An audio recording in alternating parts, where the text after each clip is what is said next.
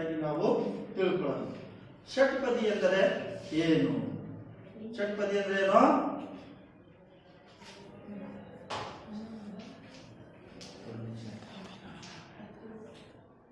ಷಟ್ಪದಿ ಎಂದರೆ 6 ಸಾಲಿನ ಪದ್ಯವನ್ನು ನಾವು ಷಟ್ಪದಿ ಎಂದು ಕರೆಯುತ್ತೇವೆ. 6 ಸಾಲಿನ ಪದ್ಯವನ್ನು ನಾವು ಷಟ್ಪದಿ ಎಂದು ಕರೆಯುತ್ತೇವೆ.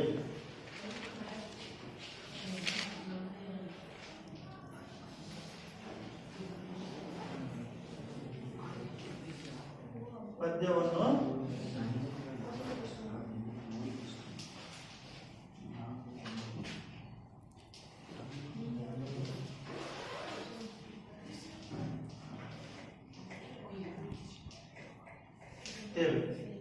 ಸರಿನಾ? 6 ಸಾಲು ಒಳಗೊಂಡಿರುತ್ತದೆ. ಹಾಗಾದರೆ ಇದರ ಲಕ್ಷಣಗಳು, ಷಟ್ಪದಿಯ ಲಕ್ಷಣಗಳು. ನೆಕ್ಸ್ಟ್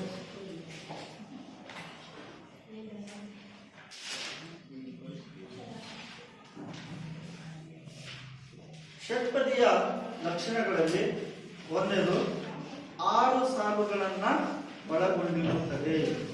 ಎಷ್ಟು? 6 ಸಾಲುಗಳನ್ನು ಒಳಗೊಂಡಿರುತ್ತದೆ. ಸರಿನಾ? ಇದು ಮಾತ್ರಗಣ ಪ್ರಧಾನವಾಗಿರುವ ಛಂದಸ್ಸು. ಇದು ಮಾತ್ರಗಣ ಪ್ರಧಾನವಾಗಿರುವ ಛಂದಸ್ಸು.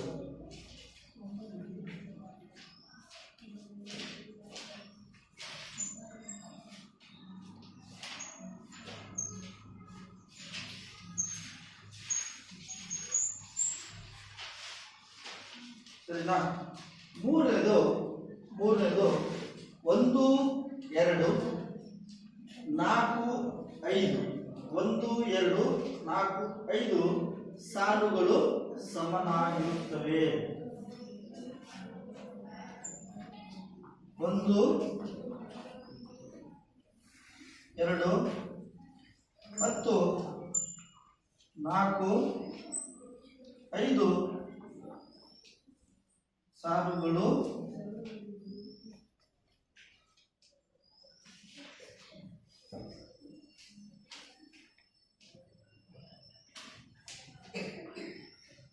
ಒಂದು 2 4 5 ಸಾಲುಗಳು ಸಮನಾಗಿರುತ್ತದೆ. ನಾಲ್ಕನೇದು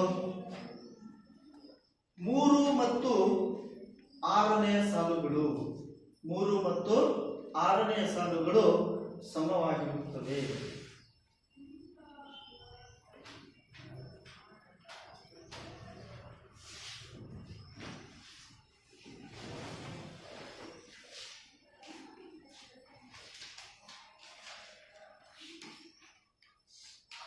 ಸಮವಾಗಿರುತ್ತದೆ. ಹಾಗೂ 3 ಮತ್ತು 6ನೇ ಸಾಲಿನ ಕೊನೆಯಲ್ಲಿ 3 ಮತ್ತು 6ನೇ ಸಾಲಿನ ಕೊನೆಯಲ್ಲಿ ಒಂದು ಲಘು ಅಥವಾ ಒಂದು ಗುರು ಉಳಿಯುತ್ತದೆ. ಒಂದು ಲಘು ಅಥವಾ ಒಂದು ಗುರು ಉಳಿಯುತ್ತದೆ. ಆ ಲಘು ಗುರುವನ್ನು ನಾವು ಏನಂತ ಕರಿತೀವಿ ಅಂತಂದ್ರೆ ರುದ್ರಗಣ ಅಂತ ಕರಿತೀವಿ. ಅಲ್ಲಿ ರುದ್ರಗಣ ಅಂತೇಳಿ ಕರಿತೀವಿ. ಯಾಕೆ ಕರಿತೀವಿ ಅಂತಂದ್ರೆ ನಾವು ಗಣಗಳನ್ನ ಅಲ್ಲಿ ವಿಭಾಗವನ್ನ ಮಾಡಲಿಕ್ಕೆ ಹೋದಾಗ ಅಲ್ಲಿ 4 ಅಂಶಗಳನ್ನ ಒಳಗೊಂಡಿರುತ್ತದೆ.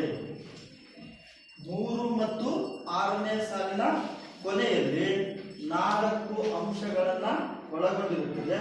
ಹಾಗಾಗಿ ಆ 3 ಮತ್ತು 4ನೇ ಸಾಲಿನ ಕೊನೆಯಲ್ಲಿ ಒಂದು ಲಘು ಮತ್ತು ಒಂದು ಗುರು ಉಳಿಯುತ್ತದೆ. ಅದನ್ನು ನಾವು ಏನಂತ ಕರಿತೀವಿ?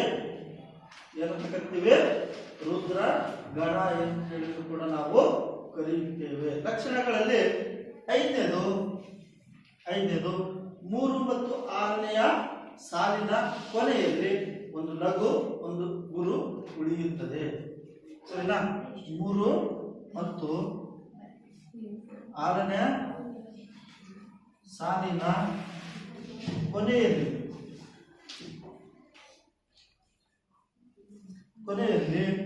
ಒಂದು ಲಘು ಒಂದು ಗುರು ಉಳಿಯುತ್ತದೆ. ಸರಿನಾ? ಇದು ಷಟ್ಪದಿ ಎಂದರೇನು ಮತ್ತು ಷಟ್ಪದಿಯ ಲಕ್ಷಣಗಳು. ಷಟ್ಪದಿ ಎಂದರೆ ಏನು, ಷಟ್ಪದಿಯ ಲಕ್ಷಣಗಳು. ಸರಿನಾ?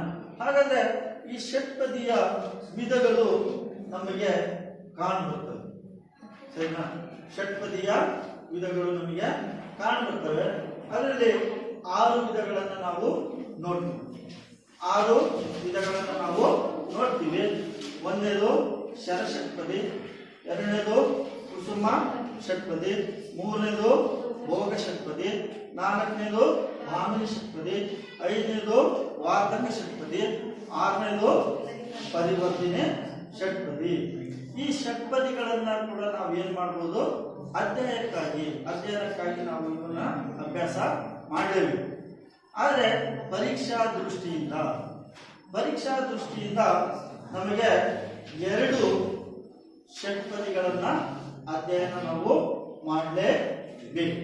ಅವು ಯಾವಪ್ಪ ಅಂತಂದ್ರೆ, ಒಂದು ಭಾಮಿನಿ ಷಟ್ಪದಿ, ಇನ್ನೊಂದು ವಾರ್ಧಕ ಷಟ್ಪದಿ. ಯಾಕಪ್ಪ ಅಂತಂದ್ರೆ ಭಾಮಿನಿ ಆಧಾರಿತವಾದಂತಹ ಪದ್ಯವನ್ನು ಕೂಡ ನಾವು ನೋಡ್ತೀವಿ.